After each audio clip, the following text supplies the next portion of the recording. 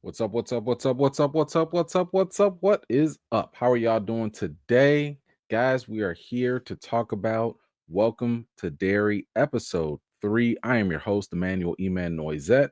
I know we usually do this live, but unfortunately, I've got some other work to do. So I gotta pre-record this for you guys because I can't leave y'all hanging like that, right?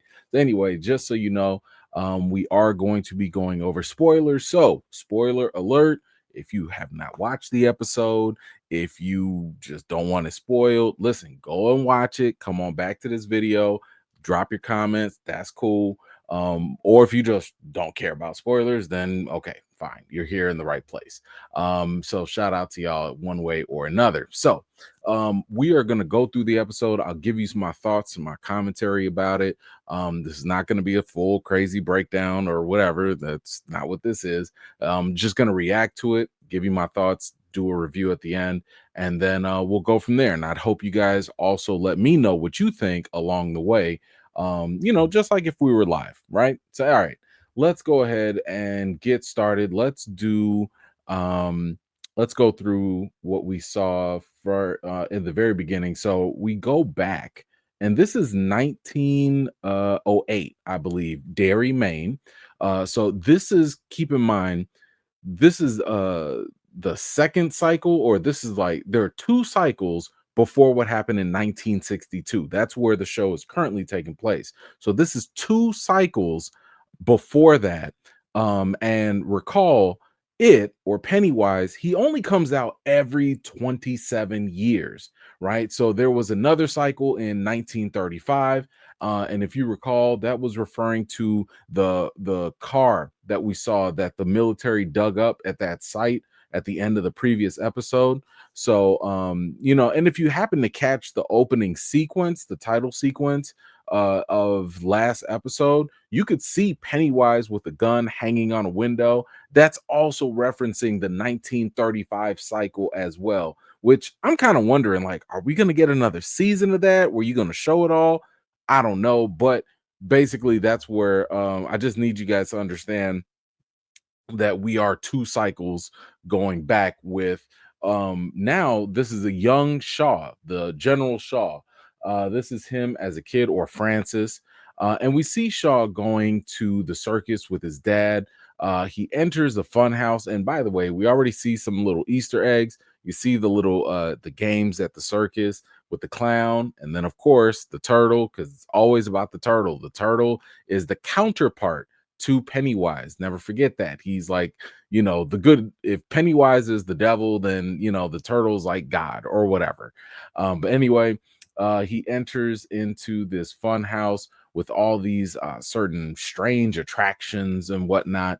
And actually, if you notice, by the way, I don't know if this is a callback to The Shining with the twins or whatever, but Stephen King's got some weird thing, I guess, with that. But notice how in the background you always see these little glowing eyes just appearing in different forms. And I just think that this is more of a nod that lets us know that Pennywise or his presence is around. Look at that. Even down the hallway or whatever, you still see these glowing eyes or whatever. It's hard to say if it's actually his eyes or if it's just like the environment, just emanating his presence or whatever. But as he goes back into this room, we see this scary skeleton man. He's like one of the attractions or whatever. Obviously Shaw is scared or whatever, and he goes running into his dad's arms.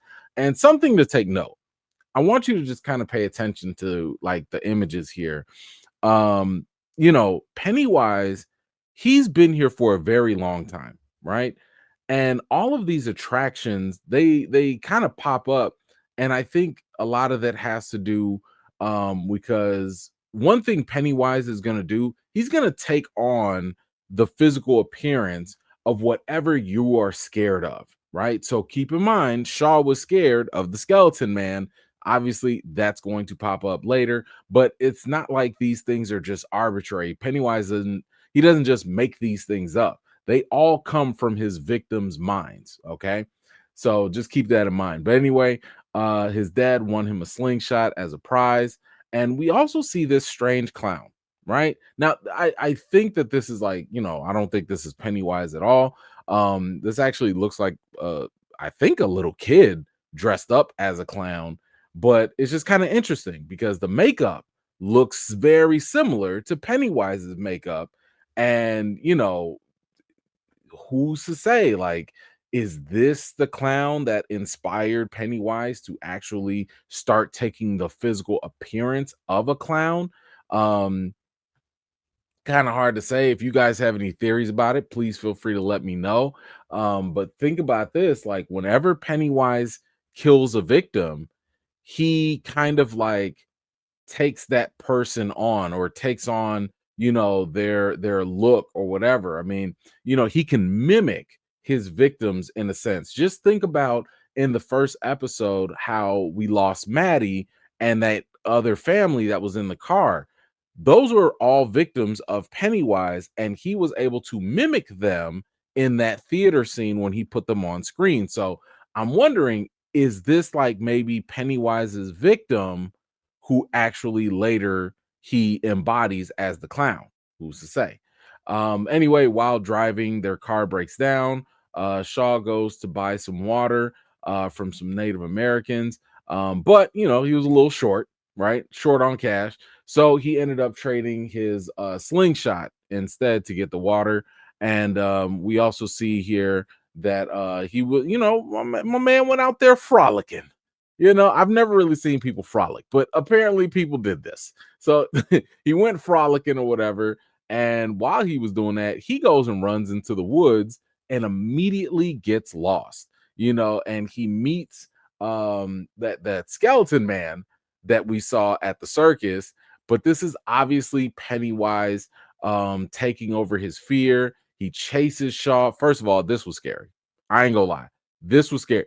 Ain't no way.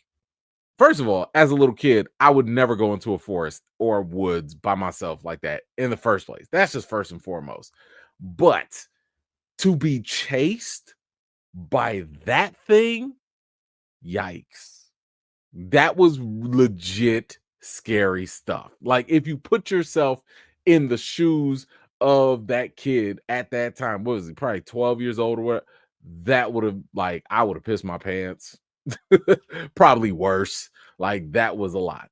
But anyway, he's chasing. I mean, come on now. Like, this is how you have nightmares. He's chasing Shaw in the woods, and we see him already transform. Really getting ready to take the life of this little boy until old girl hit him with the slingshot. And what's interesting here also, you see his blood. It's blood. It actually floats, right? And again, remember, all his victims, when he kills them, they float. Anyway, the thankfully old girl helped them out. The kids, they run away and they get out of the woods just in time. And I wanted to show you guys this. This was the title sequence I was talking about from the 1935. This was like this big massacre. It was like a gang violence type of thing, like this Bradley gang. It was the Bradley gang that was terrorizing Derry at the time. And the citizens, they rose up, right? They rose up and they shot and killed that gang there. So that is where the car came from, that event, right? And look at that. Pennywise was out there just causing havoc as well. So this is what they're referencing to. And maybe we'll actually get a flashback to that, or maybe that'll be a whole season. We'll see. Anyway, we're back at the mental institution, and we see Lily's mom talking to the doctor, and he says that they're probably going to have to go with more restrictive methods, and that really just means that they're probably going to look into giving her a lobotomy, which is a terrible idea and does not work. But we also find out that Lily has become friends with like the head housekeeper or house she runs the housekeeping staff, and she's one of the few people that actually listens and believes Lily and sympathizes with her, right? So like, might be one of her true real friends at this point. We go to the police officer station, or to the police station. We see that he offers Hank a cigarette, but this is all a trap, right? He wants Hank to confess that he likes a different brand of cigarettes at this point. And again, this is a way for him to fabricate even more evidence against Hank so that he can take the fall for the murdered children in the theater. And of course, remember, he has no actual evidence against Hank. It's just more circumstance. But at the same time, remember, he was politically pressured into doing this because, let's be honest, white people needed to feel safe in Derry. And the easiest excuse they could feel comfortable with was a black man did it, even if there's no evidence for it, right? So, not gonna let y'all forget, this is still Jim Crow, right? It's still Jim Crow era. Anyway, the chief mentioned that a woman had actually seen Hank on Jackson Street or whatever the night that they found these kids or whatever, and it was like a different brand of cigarettes that Hank had just admitted to being his favorite. And once this happened, like, you could see Frank like really, or I'm sorry, Hank, you can see him really get rattled. So this raises a lot of questions, right? Is the chief making this up? I don't really think he is. But then again, was Hank really out there on that street? And what was he doing out there? I mean, if he was there, then maybe that means he wasn't at the theater, or was he doing something else?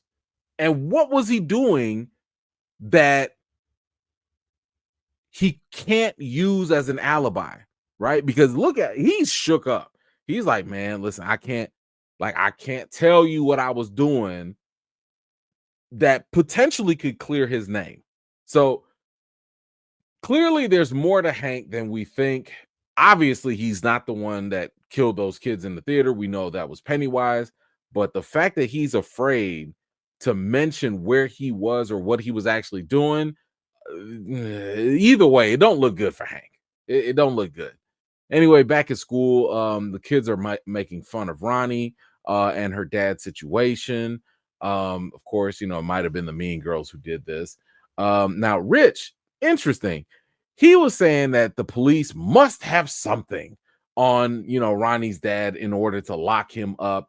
And, keep in mind, I mean, look, even Will had to kind of give him that ninja, please. Kind of had to give him that look and ask, like, are do we live in the same country?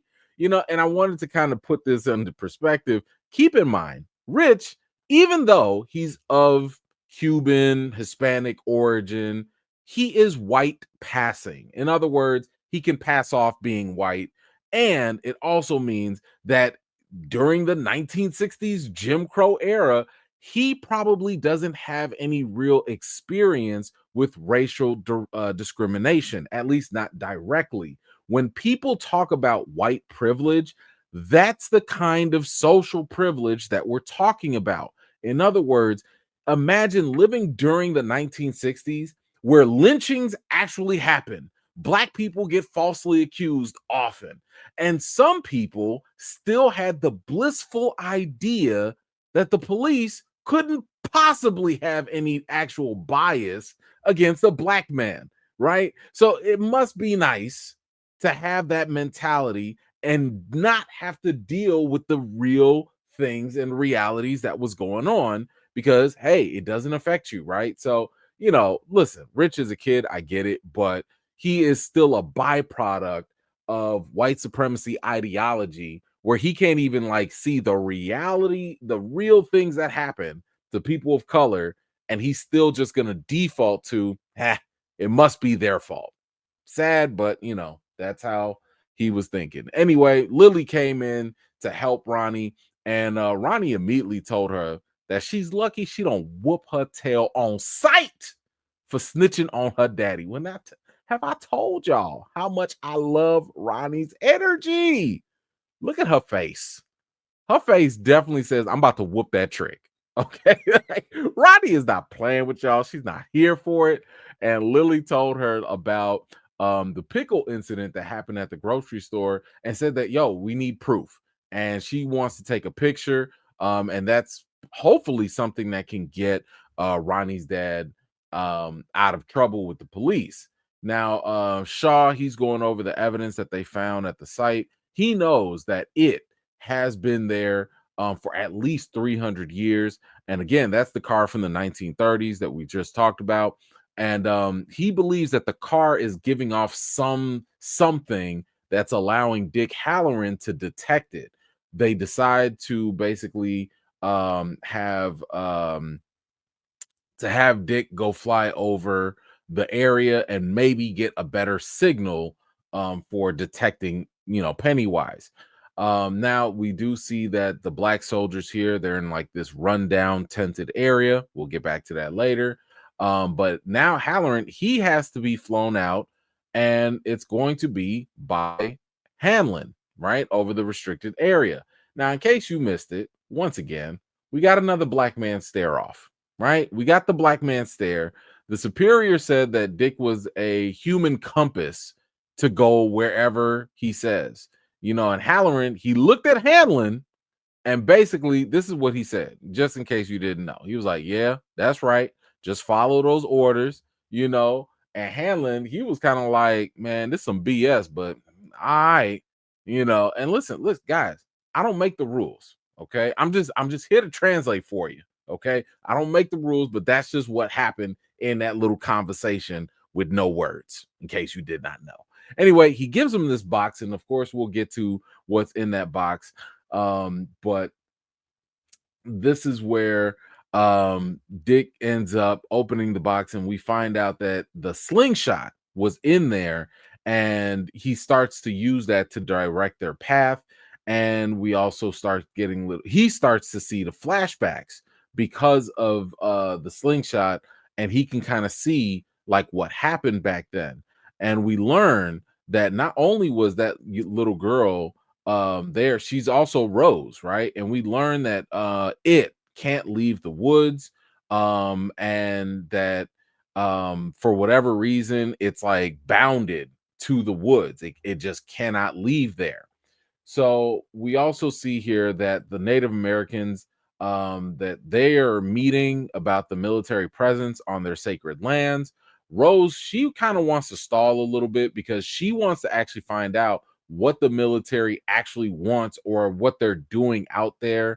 And of course, the community, they're like, yo, like, we got to get to the bottom of this. So it was recommended that they do a cease and desist order to kind of temporarily pause things. Anyway, Halloran, he is now going into a trance, and he sees Pennywise lair down in the sewers. And just then you see the glowing eyes, and Pennywise is like, who are you? And immediately goes into Dick's mind, and you start to see some memories because, again, remember, Dick's in the military, so you see his memories from wartime. And you also see his grandmother in the distance. But at the same time, Dick can see the many victims of Pennywise. So what's interesting about all this here is that if you recall from the Shining movie, Dick Halloran has the Shining ability, which is basically like this. It's this telepathic power to read other people's minds or to enter other people's minds as well. So right now, what's happening, I guess you could say that Pennywise, he has the same Shining or the same power, except he's way more powerful with it, right? So right now you have both him and Pennywise entering each other's minds and learning about the other person. So while Pennywise could see Dick's memories, Dick could see Pennywise's memories. And he also saw Halloran, he saw his grandmother, who, by the way, she also had the Shining ability, and she warned Dick to get out because Pennywise was coming for him. And right when he was doing that, he tried to escape. But remember, Pennywise doesn't just mess with your mind, he also messes with reality. So Dick started to escape, but he was really leaving the helicopter, thankfully, until Hanlon stopped him. But anyway, Dick told General Shaw about what he saw. And while he was at it, he told the general, like, hey, you know, this is not supposed to happen, right? He said that, like, hey, this whole thing is supposed to be a one-way street, right? Like, if Dick goes into somebody's mind, he's supposed to only see certain things. They're not supposed to know about him or the other way around. But again, this is the first time that Dick is actually going up against someone else who has not only the shining powers, but a much stronger ability than his own. So, of course, despite this warning that he gave to the general to like just leave it alone, general was like, yeah, all right, whatever, and just left it. But um, you know, one other thing Dick did, he also told the general that him and the other black soldiers, they like to have a little bit more of an accommodating space, to kind of hang out. And the general was like, all right, I'll see what I can do about it. But I just kind of want y'all to understand, and I want to point something out. I don't want you to lose sight of the bigger picture going on with Halloran here with these special privileges that he's getting. Most of these special privileges, it's not like they're like really over the top or crazy or anything. Like a lot of them are just equal accommodations for things that shouldn't even really be all that special, right? So, I mean, for example, he just wants a place that the rain doesn't fall in from the ceiling, like, and to make things worse, imagine what he has to suffer through just to get a little bit of, something in return, all because he's black, right? He's got to mentally encounter a hellish demonic being just to get a room that doesn't have rain falling from the ceiling. That's wild. That's wild. So I just don't want y'all to miss that point too. Anyway, Ronnie and Lily, they meet up with Rich and Will, and they're basically asking them to help them with the photo evidence. We also go to Rose and her shop, and we see that Shaw comes to meet her, and he mentioned that he got their cease and desist letter, and this is how she knows that he is a part of the whole mission. But something else was mentioned here that was very important, and it's basically something that we talked about before. I told y'all that Derry in itself it's like a character, right?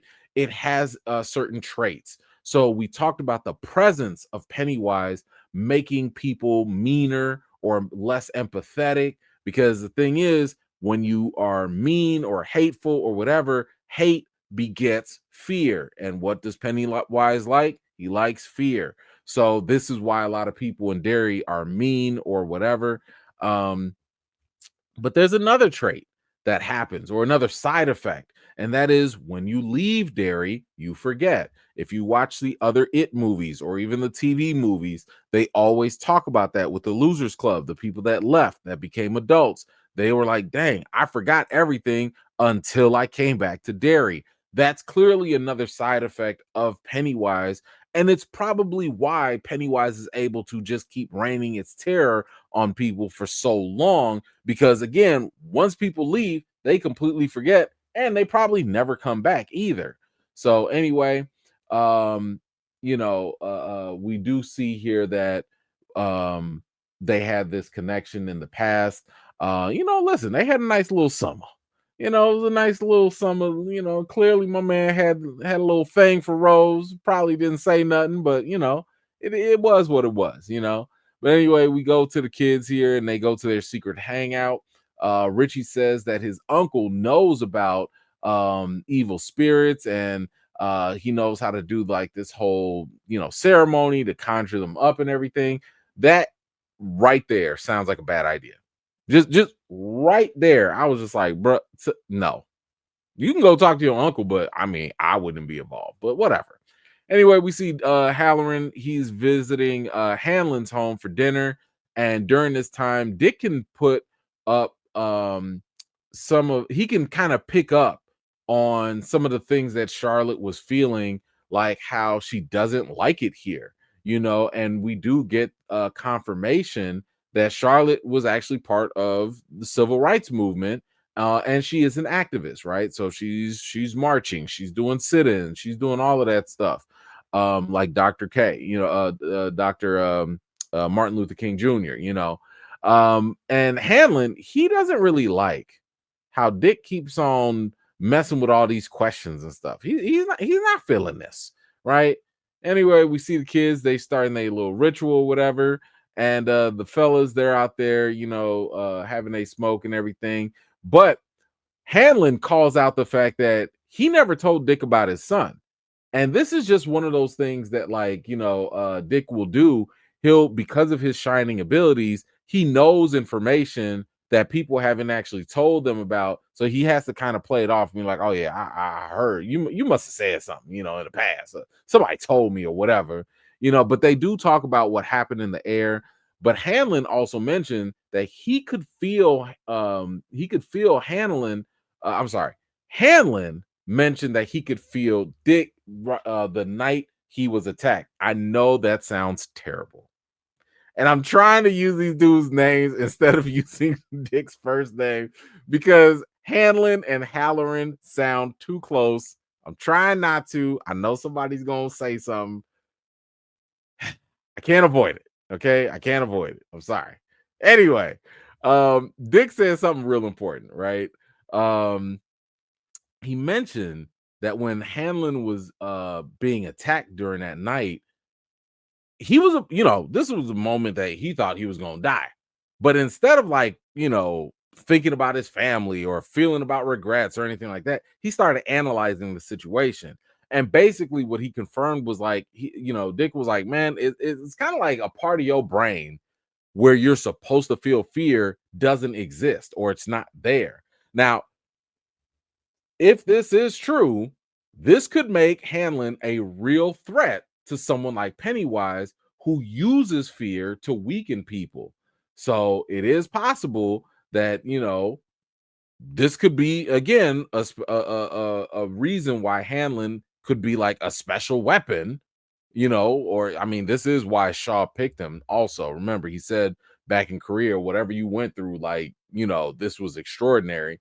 So this could be the real secret weapon against it, or at least in helping contain it. Anyway, we go back to the cemetery. The kids are doing a little seance. It doesn't work.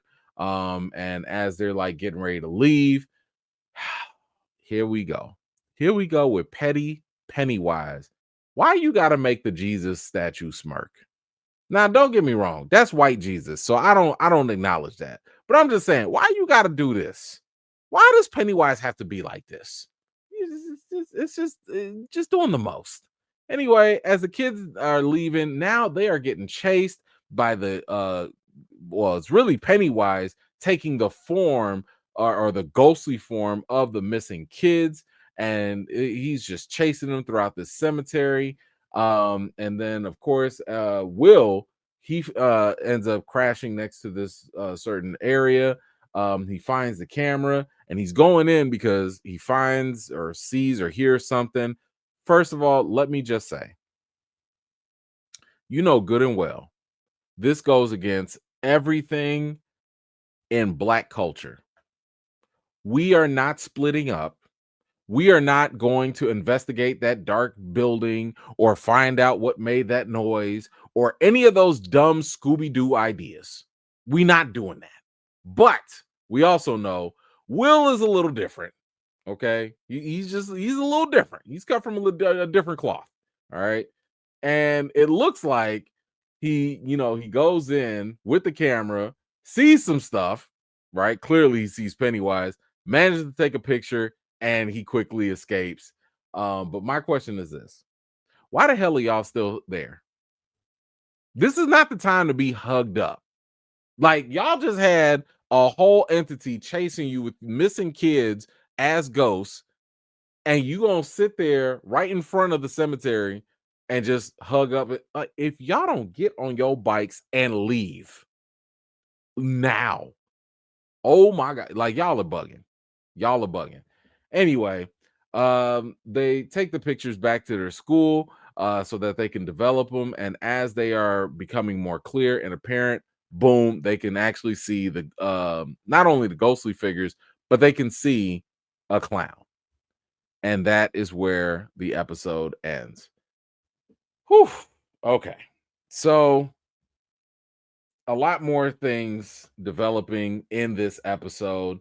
Um, and I think this is where I'll give you guys more of my thoughts on this. I liked I liked the um I like the introduction of Dick Halloran and how he is now a good rival, I think, for Pennywise, or at least he's introducing something that even Pennywise has never dealt with. Because Pennywise was like, "Man, who are you? What are you doing in my head? Like, what is happening here?" You know. So I like that angle. I like this twist. I like the military coming into this, of course, but I do like where this potentially can go, because now we have a whole different angle. I like this new Little Losers Club that we've got going on too. You know, I like the fact that the kids are actually able to get proof of this. Now, I think the bigger question here is, what is the Native American, factor in all of this? Because I haven't watched the movies in a while, so I don't remember, but I do believe that they've had interactions with oh, I take that back. No. Mike. So Hanlon's grandson, he met with some Native Americans. So maybe it was this tribe, and they were the ones that taught him like how to fight against Pennywise. So maybe that's it. Maybe that maybe we can see a little bit more of that later. Um, I think the scares in this were done pretty well. I did like the little woods forest scene. Um, but yeah, I mean, outside of that, I don't know if this episode like blew me away. I do think it's a good setup. So, I think I will give this episode, think I'll give it a 7.5. I'll give it a 7.5 out of 10. I enjoyed it. I liked it. It's definitely got me interested in what else is there coming up. But yeah, like I'll give it a 7.5. But you guys let me know, how are you rating this episode? What were your favorite parts? Were there any parts that stood out to you? Whatever you think, let me know your thoughts in the comments down below. Again, I want to thank you guys for sticking with me on this show, watching it, keeping it up. We'll be back same time next week, for episode 4, and we'll go over that as well. But yeah, that's all I got for tonight, guys. I want to thank you again for watching. Feel free to leave your thoughts, comments, theories, whatever in the comments down below. I'll be reading them. And until next time, guys, you know the routine. Wash your hands, wash your butts, and everything in between. Until next time, see you later. Peace. If you're new here and you like what you see, don't forget to like this video, subscribe, and don't forget to hit that bell so you don't miss out the next time I drop a video. I've got more videos and reviews to do for you all, and until next time, I'll see you all later.